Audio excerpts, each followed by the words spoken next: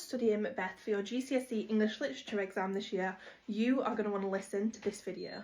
You see, lots of people think that Macbeth is just about witches and murder, but the context around this play is everything to ace your exam. You see, Shakespeare wrote Macbeth in 1606. This was right after Guy Fawkes and the Gunpowder Plot, and King James I had just taken the throne and he was obsessed with witches. Like, the king literally wrote a book all about witches and everything that was going on within his country at that time involving witches. So Shakespeare added the weird sisters, and it wasn't just to create something creepy, it was to flatter the King of England at the time. People in Shakespearean time genuinely believed that witches were real and that they were this evil being that existed among them. Women were being accused of witchcraft all over and often in public displays. The witches in Macbeth would have not only been seriously spooky to the Jacobean audiences, but they weren't just characters that Shakespeare had put in his play, he'd put them there to literally represent the evil that existed in the world at this time. King James had a really shaky start to being a king and on this new English throne, and he wanted people to respect them. Shakespeare wrote Macbeth in a Scottish setting because James was Scottish, and he even included Banquo, who James believed was his ancestor. Banquo is shown as this noble, loyal character who's the complete opposite to Macbeth. So basically Shakespeare was saying, King James, your family are great, your honour, I bow down to you.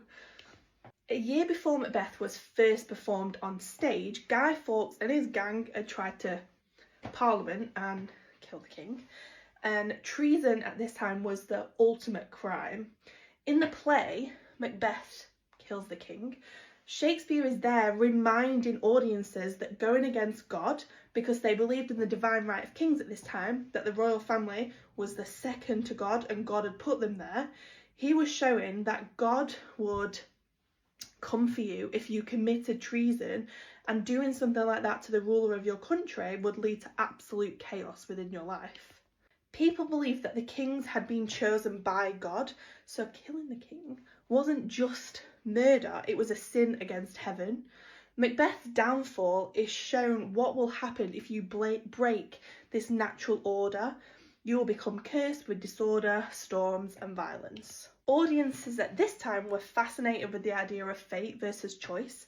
We wanted to be in control of our lives at this time, but were we doomed by a prophecy that could have been put there by these evil beings that existed among us? Shakespeare really plays on the witches in Macbeth. They don't make him do anything to Duncan, but they tempt him, and the Jacobeans would have read that as the devil's work.